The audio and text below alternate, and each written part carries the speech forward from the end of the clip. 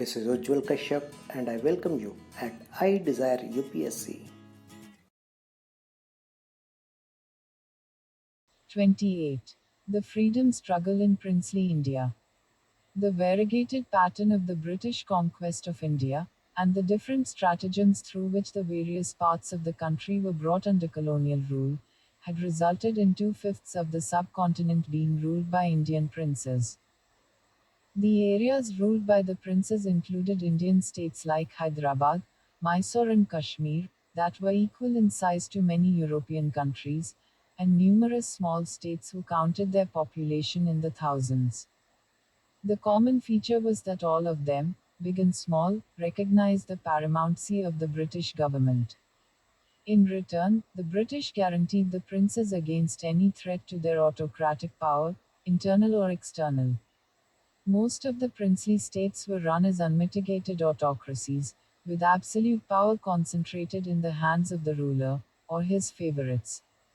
The burden of the land tax was usually heavier than in British India, and there was usually much less of the rule of law and civil liberties. The rulers had unrestrained power over the state revenues for personal use, and this often led to ostentatious living and waste.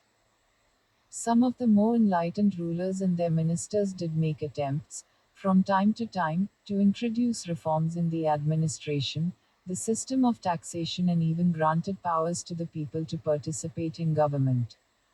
But the vast majority of the states were bastions of economic, social, political, and educational backwardness, for reasons not totally of their own making. Ultimately, it was the British government that was responsible for the situation in which the Indian states found themselves in the 20th century. As the national movement grew in strength, the princes were increasingly called upon to play the role of bulwarks of reaction. Any sympathy with nationalism, such as that expressed by the Maharaja of Baroda, was looked upon with extreme disfavor. Many a potential reformer among the rulers was gradually drained of initiative by the constant surveillance and interference exercised by the British residents. There were honorable exceptions, however, and some states, like Baroda and Mysore, succeeded in promoting industrial and agricultural development, administrative and political reforms, and education to a considerable degree. The advance of the national movement in British India, and the accompanying increase in political consciousness about democracy, responsible government, and civil liberties had an inevitable impact on the people of the states.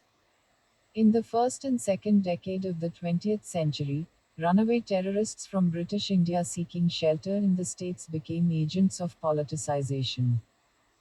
A much more powerful influence was exercised by the non-cooperation and Khilaf movement launched in 1920.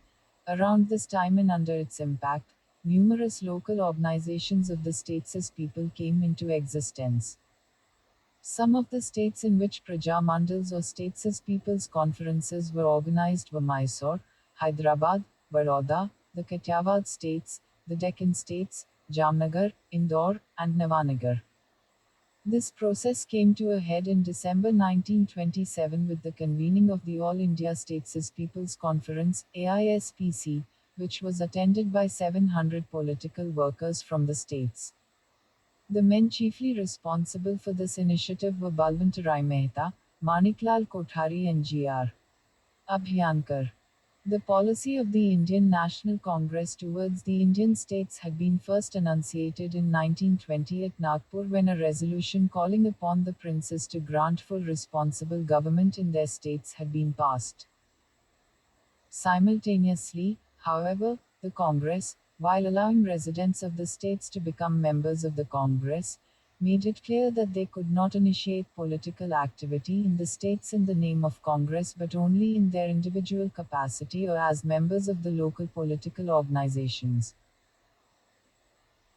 Given the great differences in the political conditions between British India and the states, and between the different states themselves, the general lack of civil liberties including freedom of association, the comparative political backwardness of the people, and the fact that the Indian states were legally independent entities, these were understandable restraints imposed in the interest of the movements in the states as well as the movement in British India. The main emphasis was that people of the states should build up their own strength and demonstrate their capacity to struggle for their demands. Informal links between the Congress and the various organizations of the people of the states, including the AISPC, always continued to be close. In 1927, the Congress reiterated its resolution of 1920, and in 1929, Jawaharlal Nehru, in his presidential address to the famous Lahore Congress, declared that the Indian states cannot live apart from the rest of India.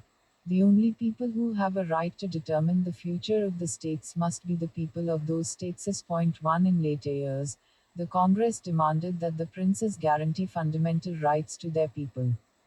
In the mid-30s, two associated developments brought about a distinct change in the situation in the Indian states. First, the Government of India Act of 1935 projected a scheme of federation in which the Indian states were to be brought into a direct constitutional relationship with British India and the states were to send representatives to the federal legislature. The catch was that these representatives would be nominees of the princes and not democratically elected representatives of the people. They would number one-third of the total numbers of the federal legislature and act as a solid conservative bloc that could be trusted to thwart nationalist pressures. The Indian National Congress and the AISPC and other organizations of the states as people clearly saw through this imperialist maneuver and demanded that the states be represented not by the prince's nominees but by elected representatives of the people. This lent a great sense of urgency to the demand for responsible democratic government in the states. The second development was the assumption of office by Congress ministries in the majority of the provinces in British India in 1937. The fact that the Congress was in power created a new sense of confidence and expectation in the people of the Indian states and acted as a spur to greater political activity. The princes too had to reckon with a new political reality. The Congress was no longer just a party in opposition but a party in power with the capacity to influence developments in contiguous Indian states. The years 1938–39, in fact, stand out as years of a new awakening in the Indian states and were witness to a large number of movements demanding responsible government and other reforms.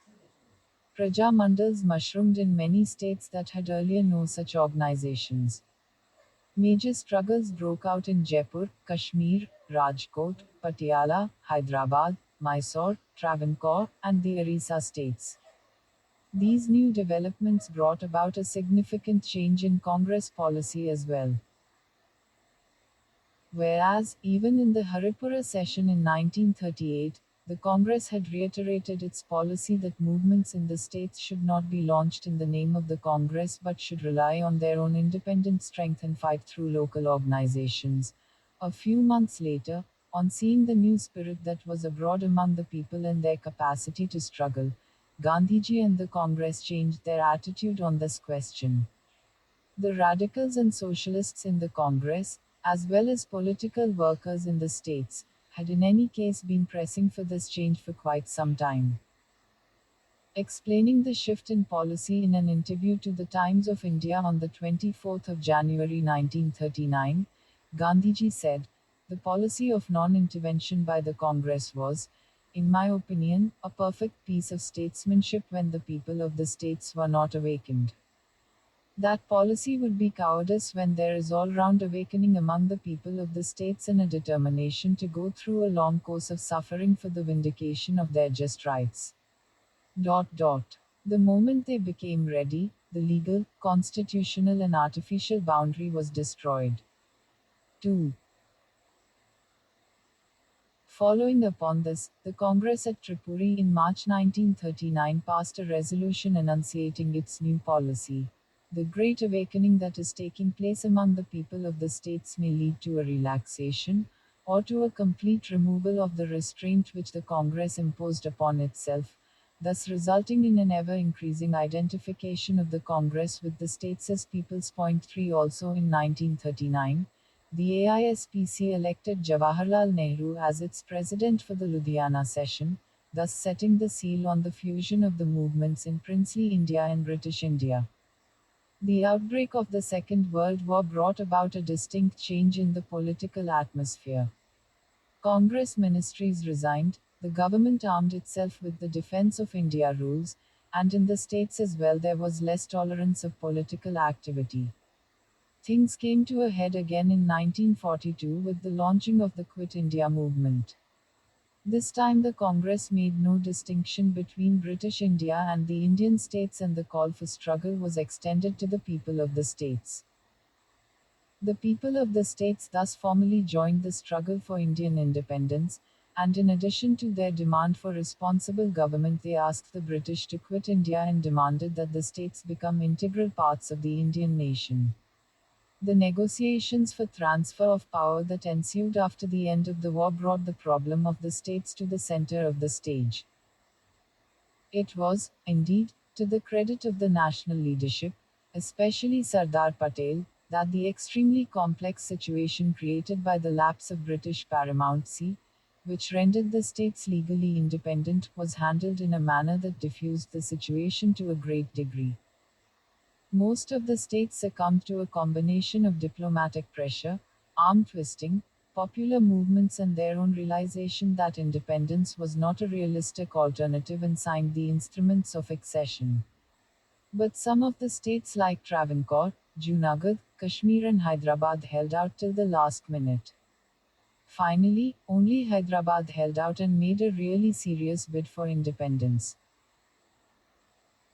To illustrate the pattern of political activity in the Indian states, it is instructive to look more closely at the course of the movements in two representative states, Rajkot and Hyderabad, one among the smallest and the other the largest, one made famous by Gandhiji's personal intervention and the other by its refusal to accede to the Indian Union in 1947, necessitating the use of armed forces to bring about its integration.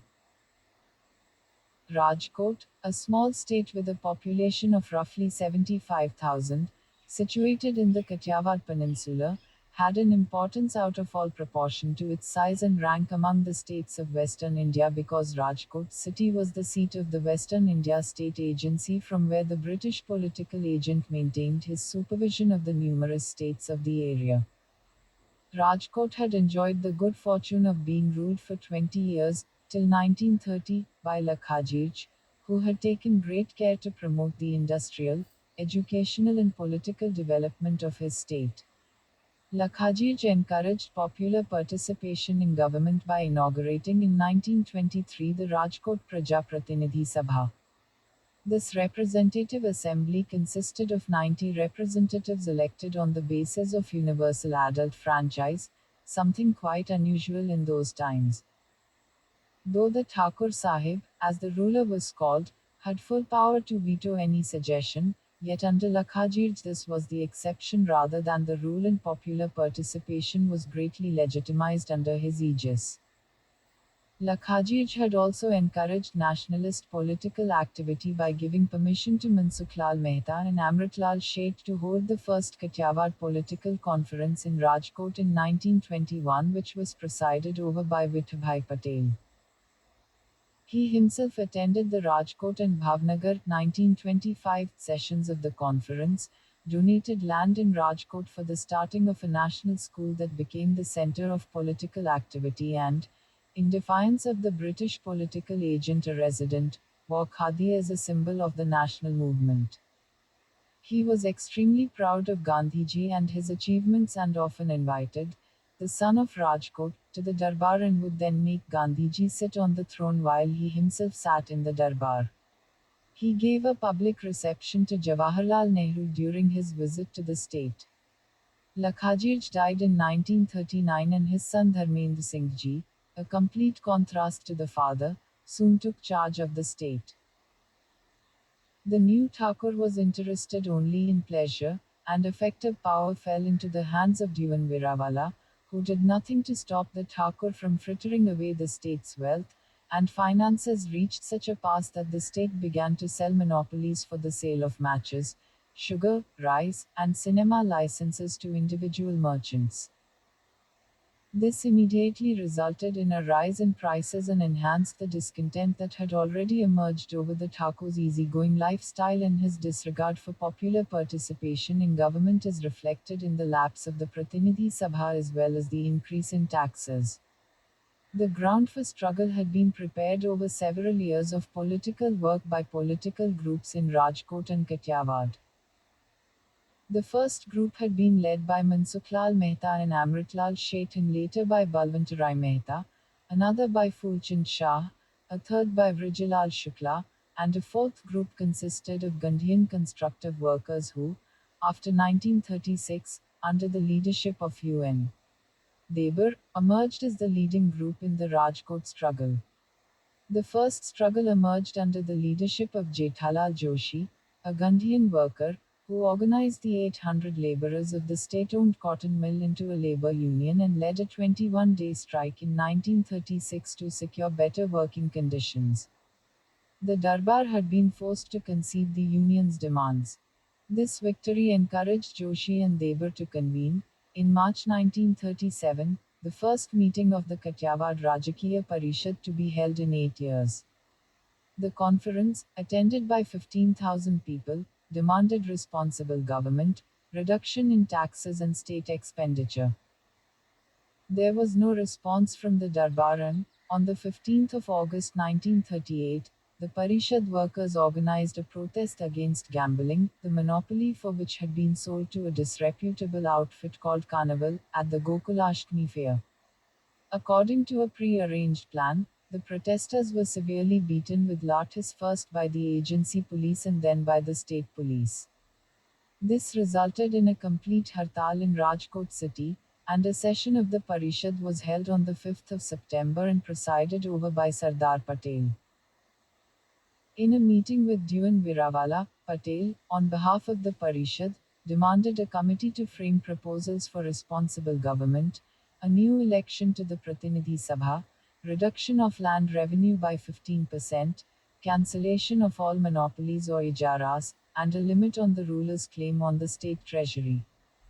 The Darbar, instead of conceding the demands, asked the resident to appoint a British officer as Dewan to deal effectively with the situation, and Cadell took over on the 12th of September. Meanwhile, Virawala himself became private advisor to the Thakur, so that he could continue to operate from behind the scenes. The satyagraha now assumed major proportions and included withhold of land revenue, defiance of monopoly rights, boycott of all goods produced by the state, including electricity and cloth. There was a run on the state bank and strikes in the state cotton mill and by students. All sources of income of the state, including excise and custom duties, were sought to be blocked. Sardar Patel, though most of the time not physically present in Rajkot, kept in regular touch with the Rajkot leaders by telephone every evening. Volunteers began to arrive from other parts of Kathiawad, from British Gujarat and Bombay. The movement demonstrated a remarkable degree of organization. A secret chain of command ensured that on the arrest of one leader another took charge, and code numbers published in newspapers informed each satyagrahi of his arrival date and arrangements in Rajkot. By the end of November, the British were clearly worried about the implications of a possible Congress victory in Rajkot.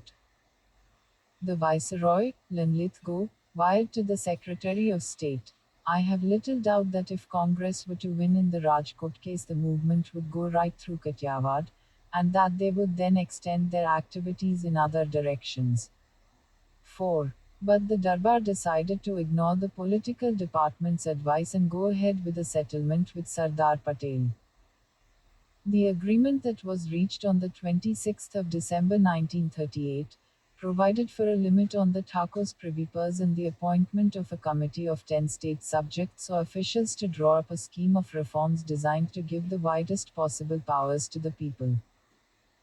A separate letter to the Sardar by the Thakur contained the informal understanding that 7 members of the committee are to be recommended by Sardar Vallabhbhai Patel and they are to be nominated by Use 5. All prisoners were released and the satyagraha was withdrawn.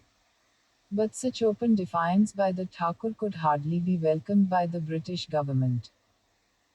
Consultations involving the Resident, the political department, the Viceroy and the Secretary of State were immediately held, and the Thakur was instructed not to accept the Sardar's list of members of the committee, but to select another set with the help of the Resident. Accordingly, the list of names sent by Patel was rejected, the excuse being that it contained the names of only Brahmins and Baniyas, and did not give any representation to Rajputs, Muslims and the depressed classes. The breach of agreement by the state led to a resumption of the satyagraha on the 26th of January 1939. Veerawala answered with severe repression. As before, this soon led to a growing concern and sense of outrage among nationalists outside Rajkot. Kasturba, Gandhiji's wife, who had been brought up in Rajkot, was so moved by the state of affairs that she decided, in spite of her poor health and against everybody's advice, to go to Rajkot. On arrival, she and her companion Manebe Patel, the Sardar's daughter, were arrested and detained in a village 16 miles from Rajkot. But Rajkot was destined for even more dramatic events. The Mahatma decided that he, too, must go to Rajkot. He had already made it clear that he considered the breach of a solemn agreement by the Thakur Sahib a serious affair and one that was the duty of every satyagrahi to resist. He also felt that he had strong claims on Rajkot because of his family's close association with the state and the Thakur's family, and that this justified and prompted his personal intervention. In accordance with his wishes, mass satyagraha was suspended to prepare the way for negotiations. But a number of discussions with the Resident, the Thakur and Dewan Veerawala yielded no results and resulted in an ultimatum by Gandhiji that if, by the 3rd of March, the Darbar did not agree to honor its agreement with the Sardar, he would go on a fast unto death.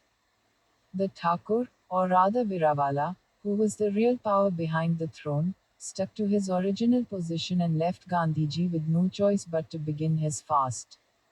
The fast was the signal for a nationwide protest. Gandhiji's health was already poor and any prolonged fast was likely to be dangerous.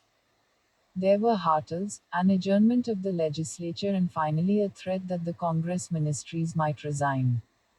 The Viceroy was bombarded with telegrams asking for his intervention. Gandhiji himself urged the paramount power to fulfill its responsibility to the people of the state by persuading the Thakur to honor his promise. On the 7th of March, the Viceroy suggested arbitration by the Chief Justice of India, Sir Maurice Gwyer, to decide whether in fact the Thakur had violated the agreement. This seemed a reasonable enough proposition, and Gandhiji broke his fast. The Chief Justice's award, announced on the 3rd of April 1939, vindicated the Sardar's position that the Darbar had agreed to accept 7 of his nominees. The ball was now back in the Thakur's court. But there had been no change of heart in Rajkot. Veerawala continued with his policy of propping up Rajput, Muslim and depressed classes' claims to representation and refused to accept any of the proposals made by Gandhiji to accommodate their representatives while maintaining a majority of the Sardars and the Parishad's nominees.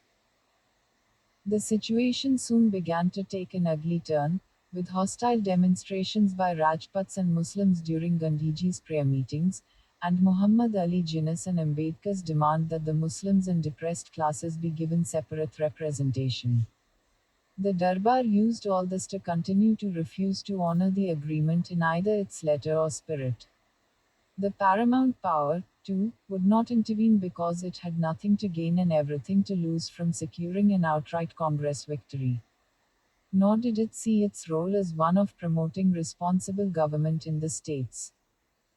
At this point, Gandhiji, analyzing the reasons for his failure to achieve a change of heart in his opponents, came to the conclusion that the cause lay in his attempt to use the authority of the paramount power to coerce the Thakur into an agreement. This, for him, smacked of violence. Non-violence should have meant that he should have directed his fast only at the Thakur and Veerawala, and relied only on the strength of his suffering to effect a change of heart. Therefore, he released the Thakur from the agreement, apologized to the Viceroy and the Chief Justice for wasting their time, and to his opponents, the Muslims in the Rajputs, and left Rajkot to return to British India. Point 6. The Rajkot Satyagraha brought into clear focus the paradoxical situation that existed in the states and which made the task of resistance a very complex one. The rulers of the states were protected by the might of the British government against any movements that aimed at reform, and popular pressure on the British government to induce reform could always be resisted by pleading the legal position of the autonomy of the states. This legal independence, however, was usually forgotten by the British when the states desired to follow a course that was unpalatable to the paramount power. It was, after all, the British government that urged the Thakur to refuse to honor his agreement with the Sardar.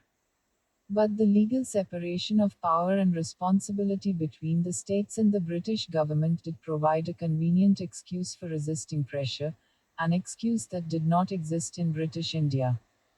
This meant that movements of resistance in the states operated in conditions that were very different from those that provided the context for movements in British India. Perhaps, then, the Congress had not been far wrong when for years it had urged that the movements in princely India and British India could not be merged.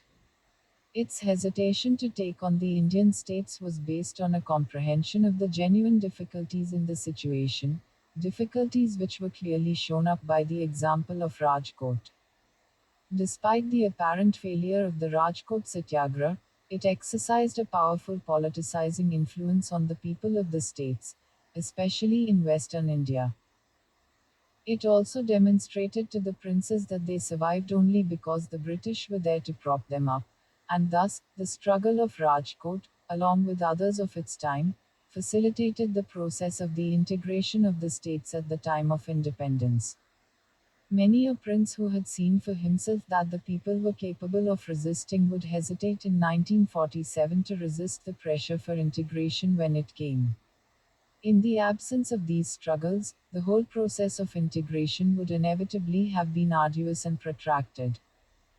It is hardly a matter of surprise that the man who was responsible more than any other for effecting the integration in 1947-48 was the same Sardar who was a veteran of many struggles against the princes.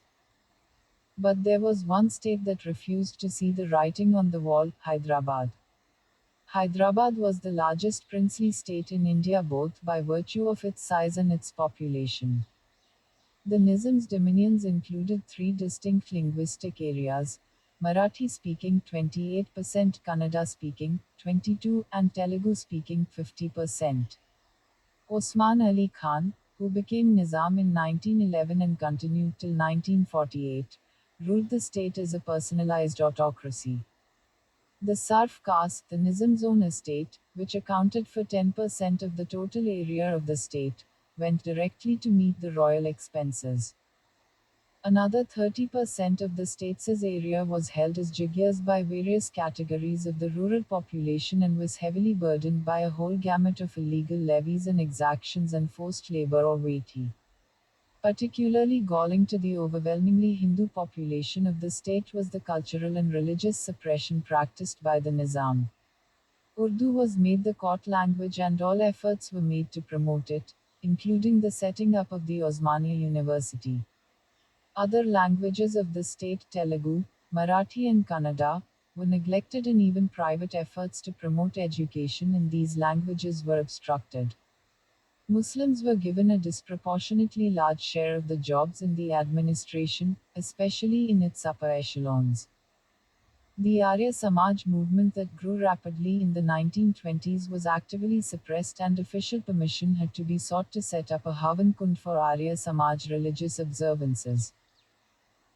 The Nizam's administration increasingly tried to project Hyderabad as a Muslim state, and this process was accelerated after 1927 with the emergence of the Ittehadul Muslimin, an organization that based itself on the notion of the Nizam as the royal embodiment of Muslim sovereignty in the Deccan.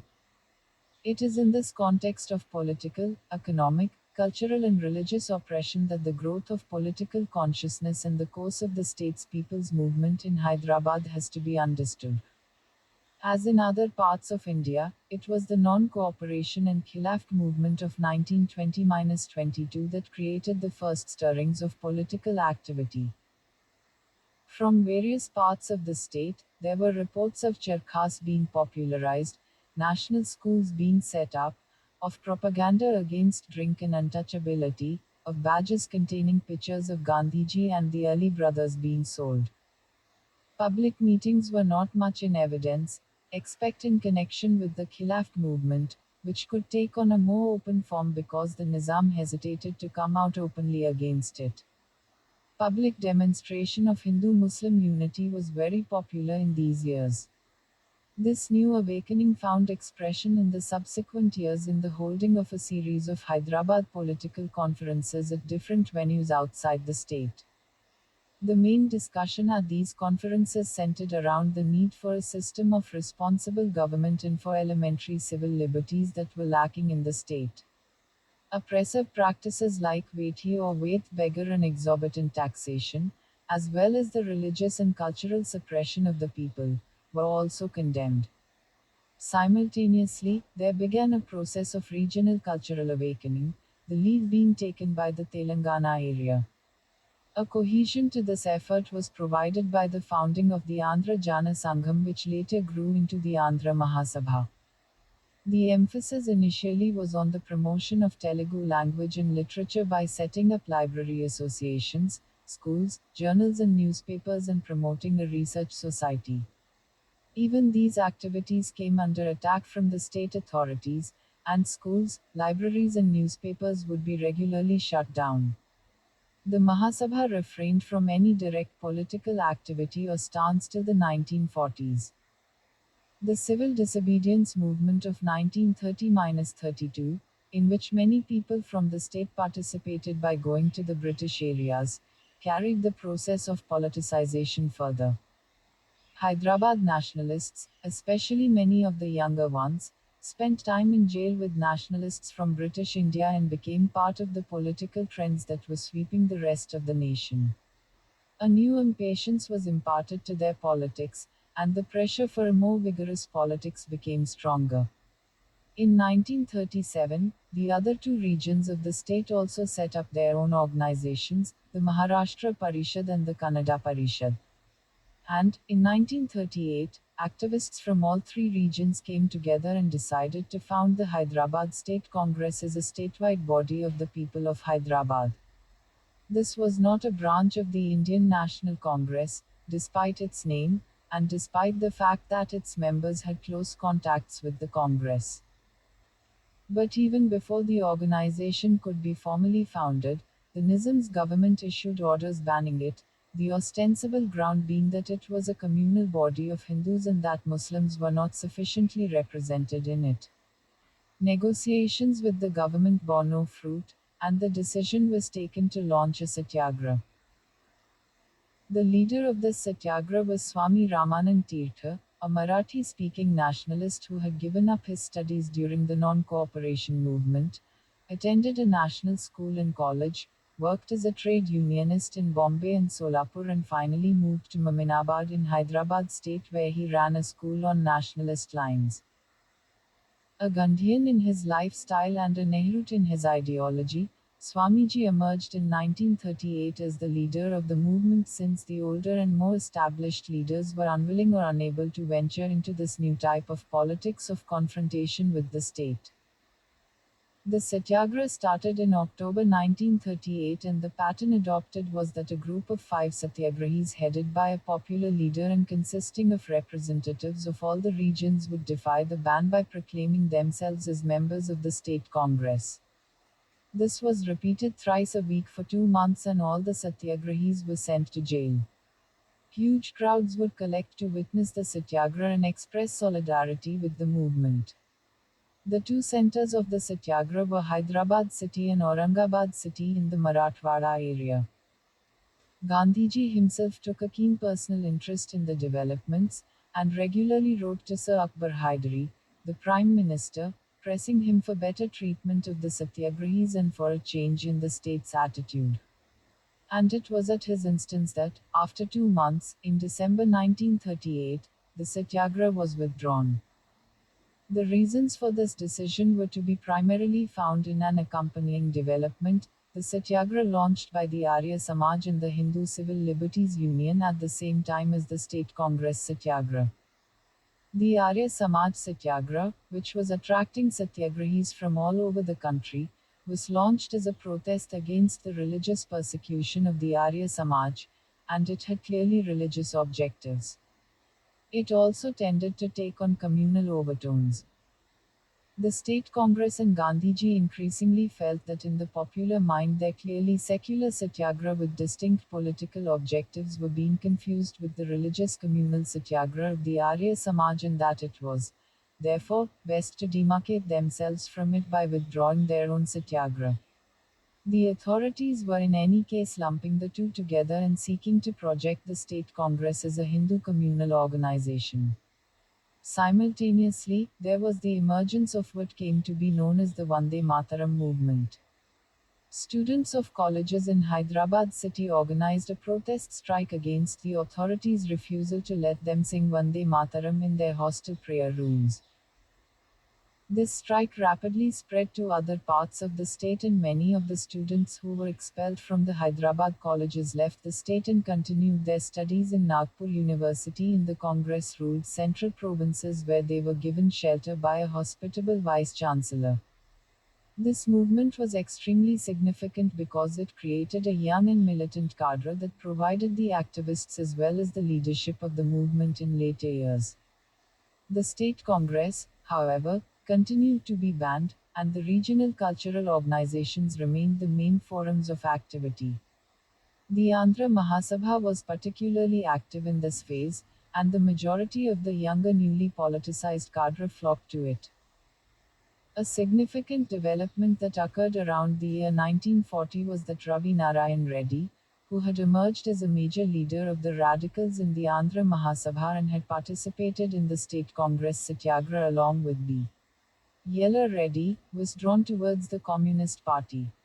As a result, several of the younger cadres also came under left and communist influence, and these radical elements gradually increased in strength and pushed the Andhra Mahasabha towards more radical politics. The Mahasabha began to take an active interest in the problems of the peasants. The outbreak of the war provided an excuse to the government for avoiding any moves towards political and constitutional reforms. A symbolic protest against the continuing ban was again registered by Swami Ramananda and 6 others personally selected by Gandhiji. They were arrested in September 1940 and kept in detention till December 1941. A resumption of the struggle was ruled out by Gandhiji since an all India struggle was in the offing and now all struggles would be part of that.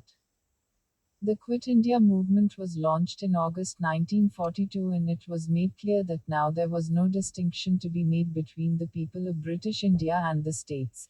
Every Indian was to participate. The meeting of the AISPC was convened along with the AICC session at Bombay that announced the commencement of struggle. Gandhiji and Jawaharlal Nehru both addressed the AISPC Standing Committee, and Gandhiji himself explained the implications of the Quit India movement and told the committee that henceforth there would be one movement. The movement in the states was now to be not only for responsible government but for the independence of India and the integration of the states with British India. The Quit India movement got a considerable response from Hyderabad, especially the youth. Though arrests of the main leaders, including Swamiji, prevented an organized movement from emerging, many people all over the state offered satyagraha and many others were arrested. On the 2nd of October 1942, a batch of women offered satyagraha in Hyderabad city, and Sarojini Naidu was arrested earlier in the day. Slogans such as Gandhi ka charkha chalana padega, Gauran ko London jana padega, Gandhiji's wheel will have to be spun, while the whites will have to return to London became popular. In a state where, till a few years ago, even well established leaders had to send their speeches to the collector in advance and accept deletions made by him, the new atmosphere was hardly short of revolutionary. But the Quit India movement also sealed the rift that had developed between the communist and non communist radical nationalists after the Communist Party had adopted the slogan of People's War in December 1941. Communists were opposed to the Quit India movement as it militated against their understanding that Britain must be supported in its anti fascist war.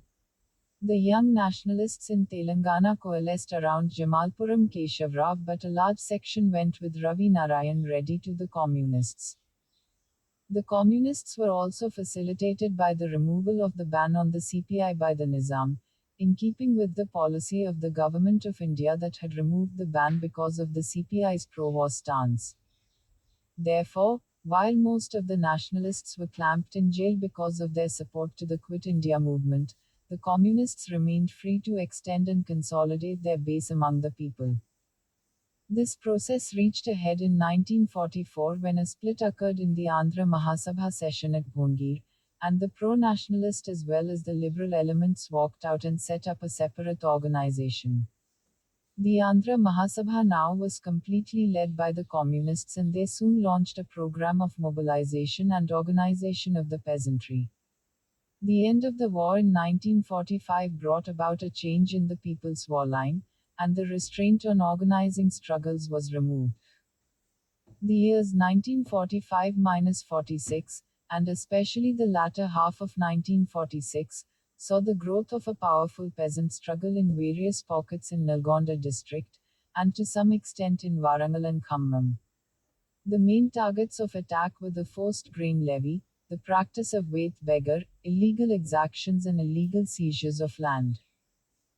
Clashes took place initially between the landlords Gundas and the peasants led by the Sangham, as the Andhra Mahasabha was popularly known, and later between the armed forces of the state police and peasants armed with sticks and stones. The resistance was strong, but so was the repression, and by the end of 1946 the severity of the repression succeeded in pushing the movement into quietude. Thousands were arrested and beaten, many died, and the leaders languished in jails. Yet, the movement had succeeded in instilling into the oppressed and downtrodden peasants of Telangana a new confidence in their ability to resist. On the 4th of June 1947, the Viceroy, Mountbatten, announced at a press conference that the British would soon leave India for good on the 15th of August. On the 12th of June, the Nizam announced that on the lapse of British paramountcy he would become a sovereign monarch. The intention was clear, he would not accede to the Indian Union. The first open session of the Hyderabad State Congress, which demanded accession to the Indian Union and grant of responsible government, was held from 16 to the 18th of June. The State Congress, with the full support of the Indian National Congress, had also thwarted an attempt by the Nizam, a few months earlier, to foist an undemocratic constitution on the people.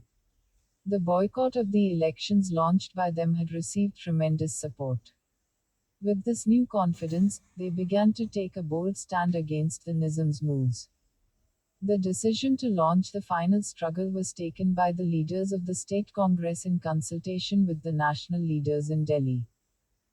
As recorded by Swami Ramananda in his Memoirs of Hyderabad Freedom Struggle, that the final phase of the freedom struggle in Hyderabad would have to be a clash of arms with the Indian Union, was what we were more than ever convinced of. It would have to be preceded by a satyagraha movement on a mass scale. Point 7. After the preliminary tasks of setting up the Committee of Action under the chairmanship of D.G. Bindu, which would operate from outside the state to avoid arrest, the establishment of offices in Solapur, Vijayawada, Gadag, and a central office at Bombay, mobilization of funds in which Jayaprakash Narayan played a critical role, the struggle was formally launched on the 7th of August, which was to be celebrated as Join Indian Union Day. The response was terrific, and meetings to defy the bans were held in towns and villages all over the state.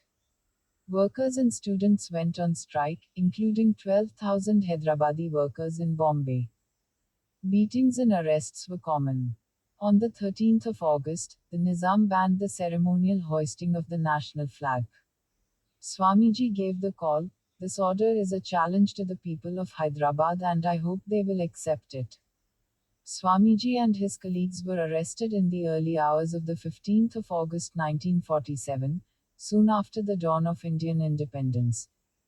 But, despite tight security arrangements, 100 students rushed out of the Hyderabad Students' Union office and hoisted the flag in Sultan Bazar as scheduled. In subsequent days, the hoisting of the Indian national flag became the major form of defiance and ingenious methods were evolved. Trains decorated with national flags would steam into Hyderabad territory from neighboring Indian territory. Students continued to play a leading role in the movement, and were soon joined by women in large numbers, prominent among them being Brij Rani and Yashoda Ben. As the movement gathered force and gained momentum, the Nizam and his administration cracked down on it. But the most ominous development was the encouragement given to the stormtroopers of the Ittihadul Muslimin, the Razakars, by the state to act as a paramilitary force to attack the people's struggle. Razakars were issued arms and let loose on protesting crowds. They set up camps near rebellious villages and carried out armed raids. On the 29th of November 1947, the Nizam signed a standstill agreement with the Indian government, but simultaneously the repression was intensified, and the Razakar menace became even more acute. Many thousands of people who could afford to do so fled the state and were housed in camps in neighboring Indian territory. The people increasingly took to self-defense and protected themselves with whatever was available. In organizing the defense against the Razakars and attacks on Razakar camps, the communists played a very important role, especially in the areas of Nalgonda, Warangal and Khammam that were their strongholds. Peasants were organized into dalams, given training in arms, and mobilized for the anti-Nizam struggle. In these areas, the movement also took an anti-landlord stance and many cruel landlords were attacked, some even killed, and illegally occupied land was returned to the original owners. Virtually all the big landlords had run away, and their land was distributed to and cultivated by those with small holdings or no land. The State Congress, too, organized armed resistance from camps on the state's borders. Raids were made on customs outposts, police stations, and Razakar camps. Outside the communist strongholds in the Telangana areas, it was the State Congress that was the main vehicle for organizing popular resistance. Over 20,000 satyagrahis were in jail and many more were participating in the movement outside. By September 1948, it became clear that all negotiations to make the Nizam accede to the Union had failed. On the 13th of September 1948, the Indian Army moved in and on the 18th of September the Nizam surrendered. The process of the integration of the Indian Union was finally complete. The people welcomed the Indian Army as an army of liberation, an army that ended the oppression of the Nizam and the Razakars. Scenes of jubilation were evident all over, and the national flag was hoisted. The celebration was, however, marred by the decision of the Communists to refuse to lay down arms and continue the struggle against the Indian Union, but that is another long story that falls outside the scope of our present concerns. Point 8. The case of Hyderabad, and that of Rajkot, are good examples of how methods of struggle evolved to suit the conditions in British India, such as nonviolent mass civil disobedience or satyagrah, did not have the same viability or effectiveness in the India states. The lack of civil liberties, and of representative institutions, meant that the political space for hegemonic politics was very small, even when compared to the conditions prevailing under the semi-hegemonic and semi-repressive colonial state in British India. The ultimate protection provided by the British enabled the rulers of the states to withstand popular pressure to a considerable degree, as happened in Rajkot. As a result, there was a much greater tendency in these states for the movements to resort to violent methods of agitation. This happened not only in Hyderabad, but also in Travancore, Patiala, and the Orissa states among others. In Hyderabad, for example, even the state congress ultimately resorted to violent methods of attack, and, in the final count, the Nizam could only be brought into line by the Indian army. This also meant that those such as the communists and other left groups, who had less hesitation than the Congress in resorting to violent forms of struggle, were placed in a more favorable situation in these states and were able to grow as a political force in these areas. Here, too, the examples of Hyderabad, Travancore, Patiala, and the Orissa states were quite striking. The differences between the political conditions in the states and British India also go a long way in explaining the hesitation of the Congress to merge the movements in the states with those in British India. The movement in British India adopted forms of struggle and a strategy that was specifically suited to the political context. Also, political sagacity dictated that the princes should not be unnecessarily pushed into taking hard positions against Indian nationalism, at least till such time as this could be counterbalanced by the political weight of the people of the state.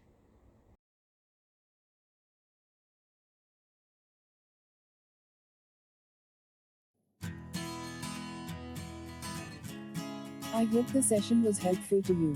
If you want to support us, you can subscribe to our channel, share it with your friends and other learners interested. Catch you in our next session. As of now, thank you. Jai Hind.